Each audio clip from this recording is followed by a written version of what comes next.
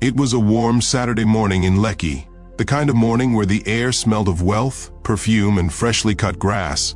The neighborhood was alive with quiet competition, whose car shined brighter, whose house had the tallest gate, whose life looked the most perfect on Instagram. Amaka adjusted her silk robe and stepped onto her balcony. She was beautiful, effortlessly so, the kind of beauty that drew attention even when she didn't want it. But her beauty had become a mirror for her pride. Every compliment had built another layer of arrogance, another wall between her and humility. Her eyes landed on a man bent over the flower beds below. His shirt was old, faded from both sun and time. Sweat dripped down his temples as he trimmed the hedge with precision. She frowned. "Excuse me," she called down sharply. "Hey you, don't you see those flowers are imported? You think you can just treat them like roadside weeds?"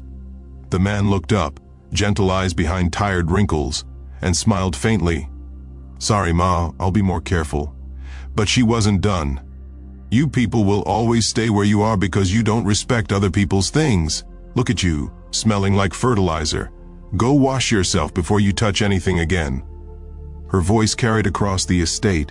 Neighbors peeked out. A friend visiting her laughed loudly, recording a short clip for Snapchat. Amaka smirked, proud of her little performance, unaware that life was already preparing her lesson. The man's name was Ifeanyi, and long before that morning, before sweat became his perfume and soil became his companion, he was a man many envied. He once owned one of the biggest architecture firms in Lagos. He designed mansions for senators, hotels for billionaires, and estates just like the one Amaka lived in.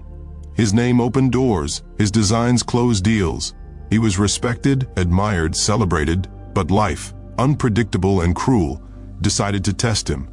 It began with a partner's betrayal. A close friend, whom he had trusted with everything, embezzled millions, leaving the company in ruin. Lawsuits followed. Clients withdrew. In less than 6 months, Ifeanyi went from a man signing million naira contracts to a man signing debt notices. Then came the illness. His wife, Adeyes, the love of his youth, fell sick. She was his calm in every storm, but now she was the storm itself. Frail, coughing, fading before his eyes, he sold their cars, their home, everything, to pay for her treatments. On her final night, she held his trembling hands and whispered, "Ifeanyi, don't let this world make you bitter. Promise me that no matter where you fall, you'll rise with grace." And he promised. When she passed, he left the city for a while. He found peace in the simplest work, gardening. The soil listened when no one else did. Flowers bloomed where his dreams had died, and slowly, through dirt-stained hands and quiet mornings, he healed. Years passed. The man once known for skyscrapers now planted roses. But God, in his mysterious way, began to turn his story. A developer, one of his old clients, called him one afternoon. "Mr. Ifeanyi," the man said, "I'm retiring soon.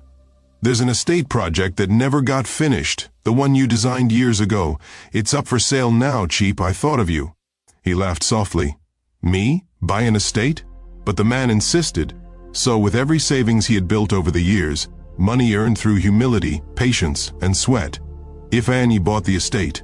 The same estate he once drew on blueprints in his prime. He walked through it quietly, on the day he received the keys. He touched the walls, smiled at the garden, and whispered, "God restores what he allows to break." And then, as fate would have it, one of the new tenants who moved into a section of his property was none other than Amaka, the woman who would soon insult the gardener who owned her home. Amaka was living her version of success. She wasn't rich by inheritance. She had fought her way up through charm, influence, and association. She loved being admired and she fed off attention. But deep inside, she was exhausted, constantly comparing, constantly performing. Her pride was a shield for her insecurity. She often complained about the gardener to anyone who would listen. "This man disgusts me," she told her friend, Chika. "He doesn't even know how to talk to people. Always quiet, always looking like life defeated him. I can't stand poor energy around me."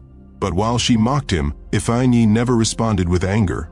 He watered her plants, trimmed her roses, cleaned her porch. When her friends visited and made jokes at his expense, he smiled. Not because it didn't hurt, but because he had learned that silence is sometimes the loudest answer.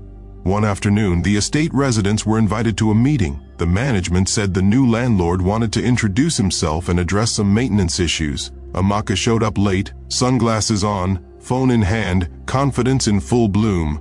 She whispered to her friend, "Let's see who this so-called owner is. I might need to charm him. Rent is too high here." The gate opened, and the gardener, the same man she had insulted, mocked, and humiliated, walked in wearing a clean white shirt, no gloves, no tools, just quiet dignity. The crowd murmured. The chairman of the Residents Association stood up and said, "Ladies and gentlemen, please welcome our new estate owner, Mr. Ifeanyi Okoro." Amaka's laughter died in her throat. Her hand froze around her phone. Every insult, every cruel word she had ever thrown at him echoed in her mind like thunder.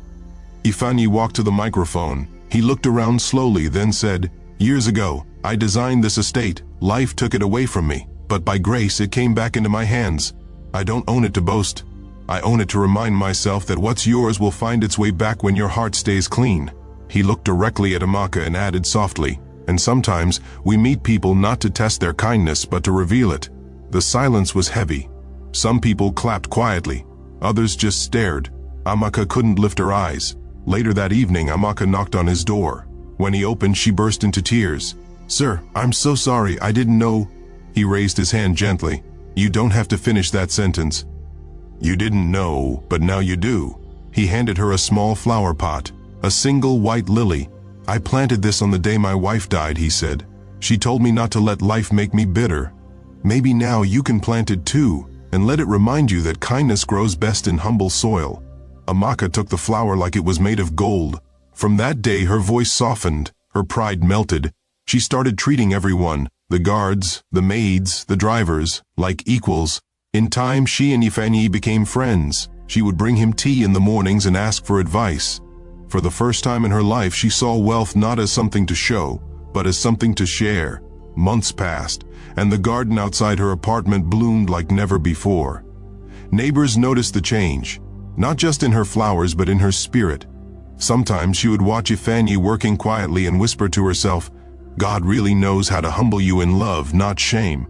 Because life has a way of turning lessons into blessings. And sometimes, the very person you look down on is the one who'll lift your character up. Never look down on anyone, for you never know the story behind their scars or the strength behind their silence. Titles fade, riches vanish, but humility will always bloom where pride once lived.